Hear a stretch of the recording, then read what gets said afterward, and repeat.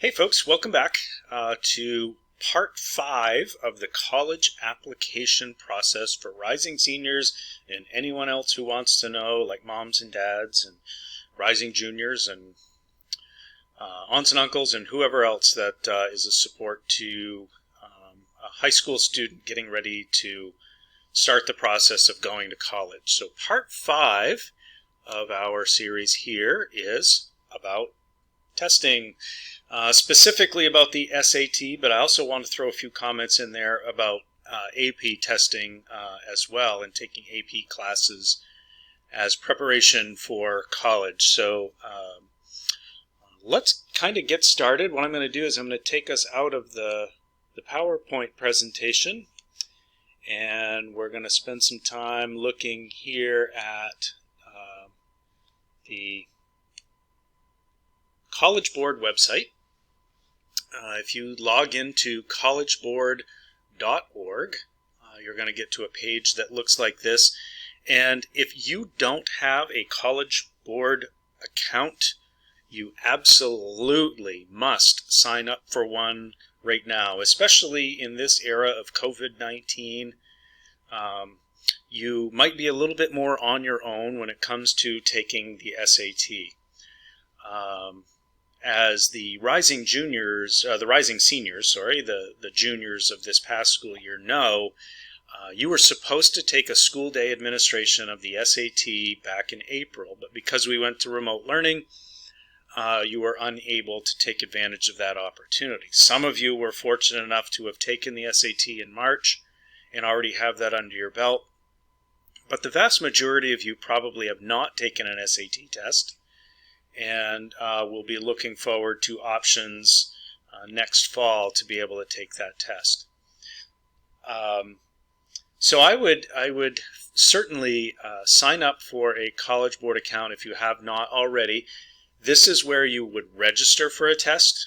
This is where you would find your scores. This is also where you're going to go to send official SAT scores and AP scores to the colleges of your choice.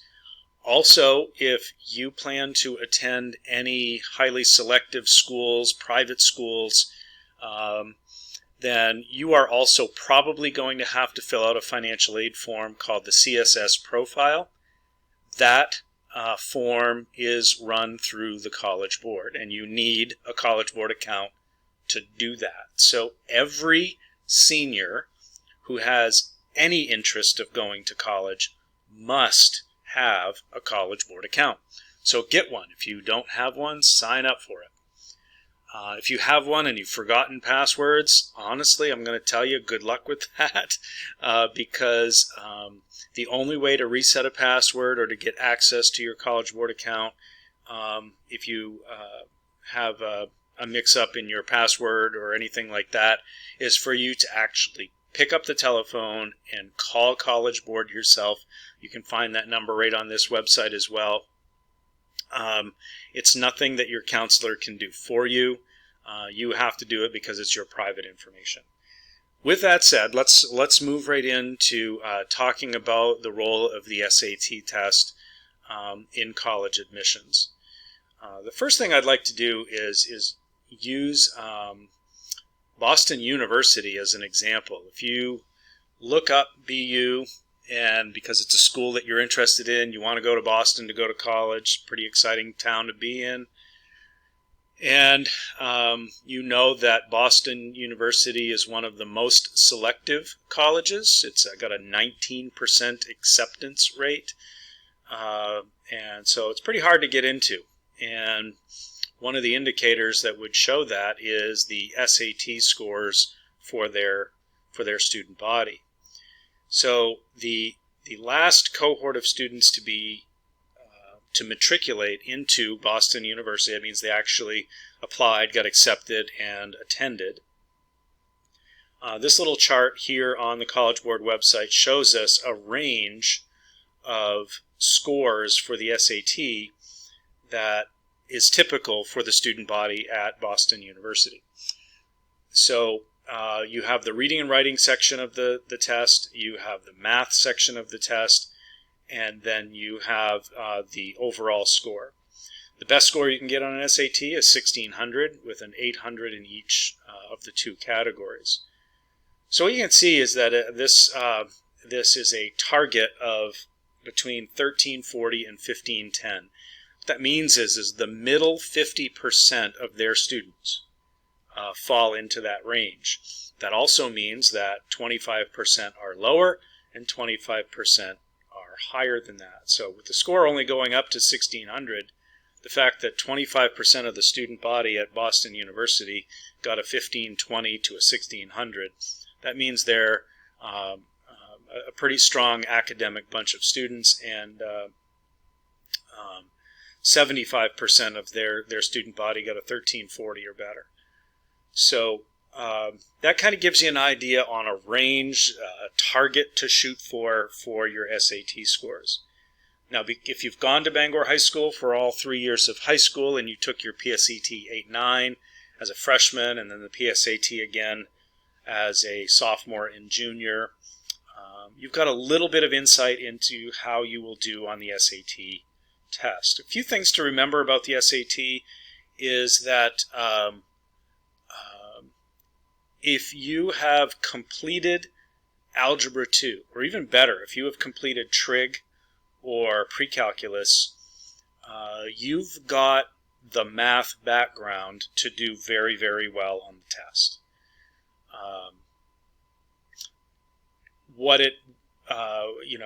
So you might know the math, but we'll talk about how the questions work here in just a second.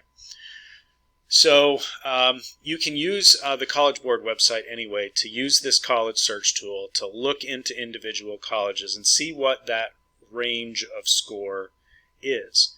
Now, right now we are in the era of COVID-19, and I am yet to find a college that has not waived the SAT or ACT or any standardized test scores as an admission requirement.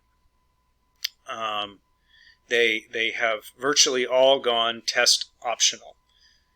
With that said, test optional doesn't mean don't take the test. It means you don't have to take the test. You are still going to benefit from taking the test if you do well on it. But remember too, it's safe to take the test. If you don't get a score that you don't like, you don't have to use your test scores as part of your application if they are a test optional school. But if you did get a good score on the SAT, you could use that score as an additional piece of information that the admissions team can use. College admission counselors are very skilled in interpreting the SAT. You have to understand that if you get a 1330, that does not mean that you're not going to get in. It doesn't mean that a 1340 gets in and a 1330 doesn't. If there's student A out there that gets 10 points higher than you on the SAT, it doesn't mean they're getting in and you don't. Remember that the big five that we've been looking at in this series shows you that there are lots of criteria, and it is a holistic approach to evaluating you as a student. A test score is just one more piece of evidence. It's not the end-all to be-all. It's not. There's no cut score per se from universities, but it's helpful if you did get a good score. So I encourage students to still try to find a way to take the test. Okay. Before I talk about how to take the test, I'm going to go to a different website here and talk just for a second about practicing for the test. Lots of people have lots of different feelings about test prep for the SAT. The single best preparation for the SAT or any standardized test is to take rigorous courses and to work hard in them and to do the very best that you can in your academic program, right? So, in other words, if you learn it right the first time, it's going to be there for you. If you have gaps in your learning, you're going to struggle a little bit more with standardized testing.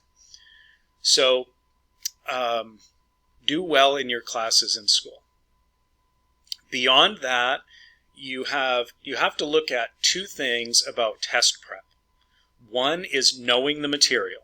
So if you do have gaps in your learning, or you're not strong and confident and quick in answering math and reading and writing questions, then you do need to practice content a little bit. There needs to be some focus there.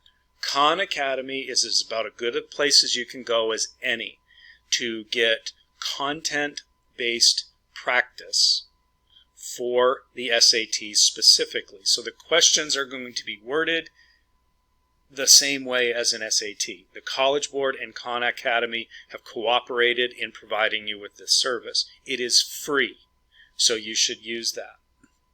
College Board can link your SAT scores to Khan Academy so that the practice that you do is targeted to your weaknesses. The things that you need improvement on is what you will spend time on in practicing on Khan Academy if you link your PSAT score to Khan. So you're not going to waste time practicing things you already know. You'll be able to practice things that you need to know. And that's really, really helpful. But again, that's focusing strictly on the content. The other thing that you have to look at is practicing the SAT under test conditions. And there's two things that I think are really very important in test prep that will mimic test conditions. One of them is a timer. You have to time yourself. The clock is running when you're sitting in the test room. You have a finite amount of time to finish all of the questions in a section. If you run out of time, you will not. Those missed questions will be counted as wrong answers. Also, on the other side of that, when you have a timer, I find a lot of students finish early, and after the fact, they find out that they made a lot of mistakes on questions where, if they had taken their time, they would have gotten the right answer. So having a timer either causes a student to run out of time or to hurry and make silly mistakes. So, or not necessarily silly mistakes, but something where, you knew the answer if you'd have been able to just take your time. So, managing the clock so that you use all the time that is available to you. You're not panicked and you're not hurrying, but also that you don't run out of time.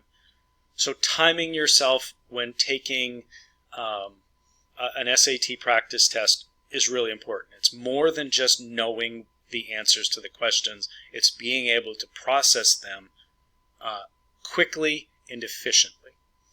The second part to practicing a test in test-like conditions is to print the test on paper and sit down at a table with a pencil and a score sheet and take the test just like you would on test day. The SAT is not administered over the computer. So while Khan Academy is an excellent resource to use for practicing the content of the questions, printing the tests and doing the tests on paper is better than anything else that I could recommend. You can buy books at the bookstore or order online that have multiple practice test versions that you could do over and over again. But the other thing that you can do is go to your College Board website, click on SAT,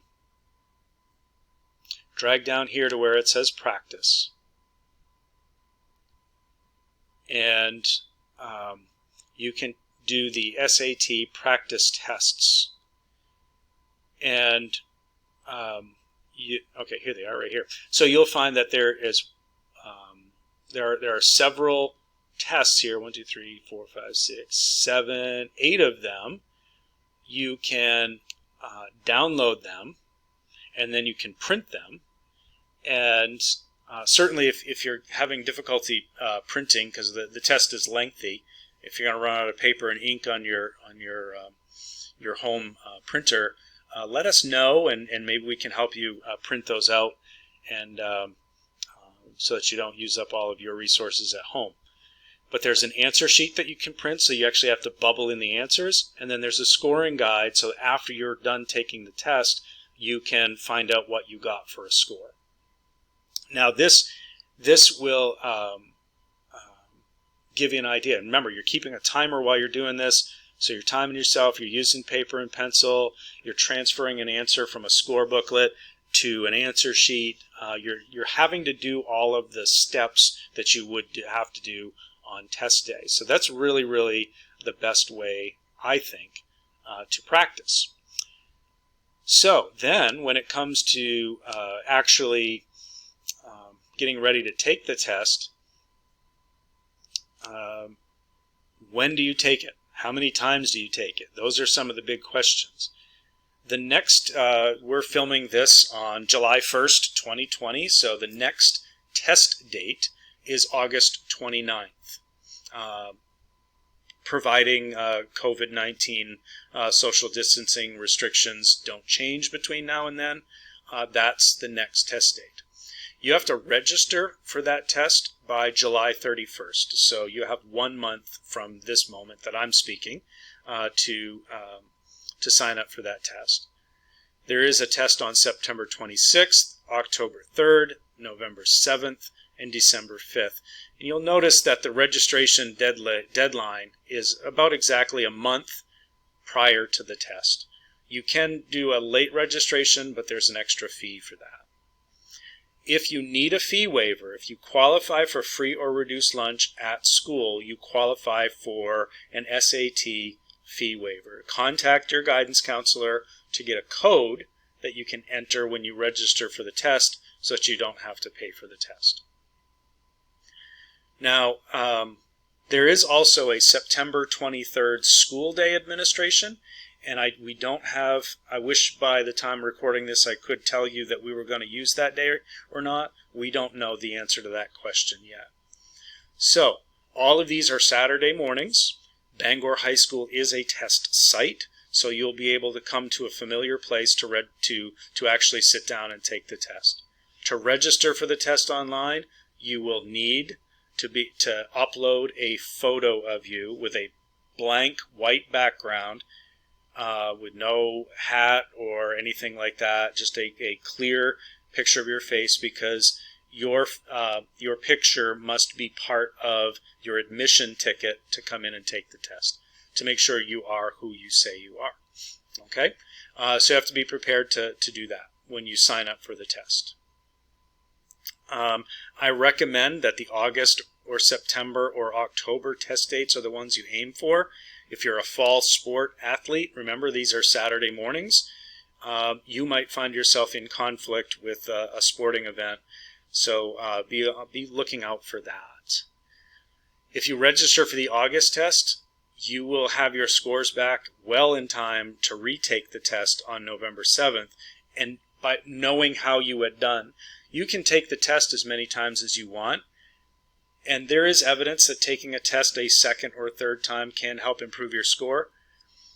But my recommendation is that you take the SAT once, take it one more time if boosting up your score is something that is really necessary. But a third or time is oftentimes not necessary at all. Lots of students wonder if they take the ACT instead. Evidence would suggest also that because you've already taken the PSAT 3 times and that test mirrors exactly what you're going to do with the SAT, but then to go and take another test, a different type of test. One person described it really well to me. They said it's like doing driver's ed in an automatic transmission car, and then when you go to take your driver's exam to get your license, you use a stick shift, standard transmission. It's not the same. They're both cars, but they don't operate the same. So I would suggest, because we're an SAT school, that you stick with the SAT. And so use that way. So now you have an understanding of, understanding a target score that you need for the kind of school that you want. If you are going to a school that does not require the SAT, I still think you should take it. But if it's a score that is not helpful to you, you don't have to report it as part of your admissions, your application. So use it as another tool that might help you, and don't be afraid of that. So, but also building up anxiety and putting too much emphasis on this test is not healthy.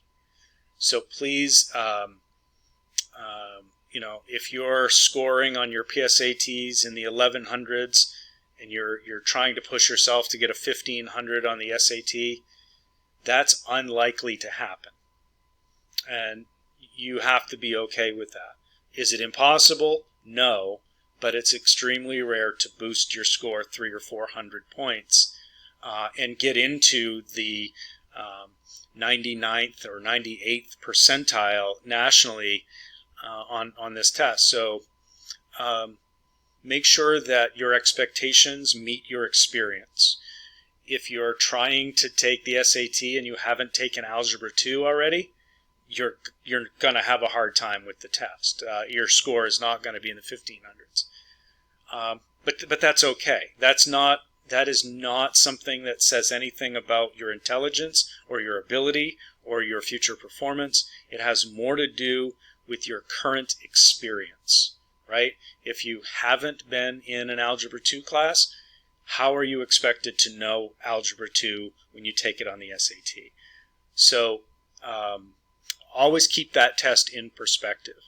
It's okay if your test score is a little bit low, if you are able to strengthen your application with all of the other criteria that goes along with it. So to learn more about that, talk to your guidance counselor, and they certainly will help you out.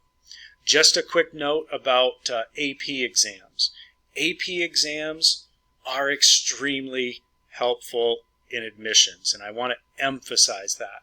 If you put an AP class on your transcript, college admissions counselors will be looking for those scores. So if you take AP Human Geography and it says so on your high school transcript, but there is no AP Human Geography score to go with it in your application, the counselor will either assume you didn't take the test or you did not do well on the test. So it's kind of a little bit of a double-edged sword there that you want to avoid those situations. So you're taking AP classes at the high school. Do your very best on them, and do take the test. Also, those AP exams carry with them, if you get a 3 or better on the test, they carry college credit with them. I can say from my own experience as a parent of 2 students that took some AP classes, it saved my family a significant amount of money because my children were able to get college credits before leaving high school.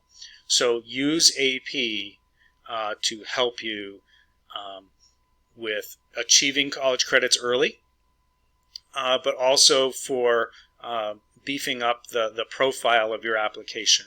AP test scores are excellent. The biggest reason why AP is so excellent in terms of how it makes a college application look. The SAT test itself, over time, has faced a lot of scrutiny as being biased and not a measure of what students actually know. AP tests, on the other hand, match a curriculum, and it matches a class that a student took in high school. So it fills that gap of experience, it fills that gap of bias, because all of the students taking the test have the same instructional experience. So AP has a significant place, and especially if you get a good score on that AP exam.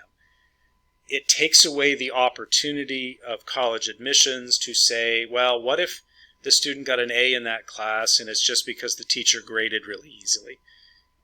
you get a score on a nationally standardized test, then you are being compared with every other student taking that test across the country. So APs are extremely helpful, and so don't underestimate the power of those classes and those test scores. So this has been a little bit of a more lengthy video,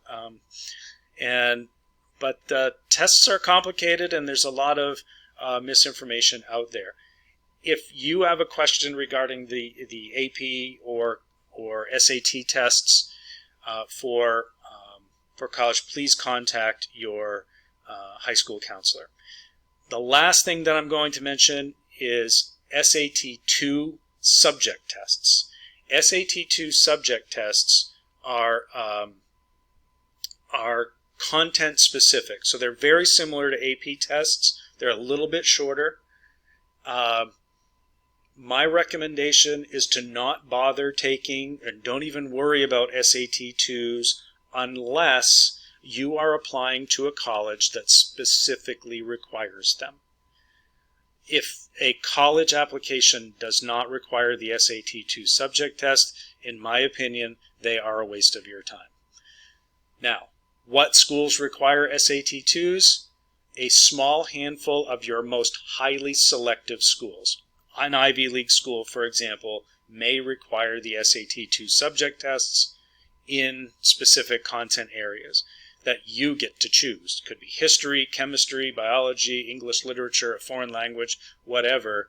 But if you're interested in a school similar to a Harvard or MIT or Colby or Bowdoin or something like that, make sure you consult with their website, look at their admission requirements, contact your counselor for a strategy for taking SAT-2s as well as the SAT, and balancing that commitment with AP exams and all of the other things going on in your life. But under COVID-19 restrictions, it's very likely that SAT-2s will take a back seat, at least for this year. So as conditions change, you should, again, keep in contact with your counselor. So I hope this was informative. It probably stirred up as many questions as answers were provided. So again, contact us and let us know if you have any questions. With that said, that is the end of video number 5 in the series of 16 on college admissions. Hope to see you again in the next video. Bye-bye.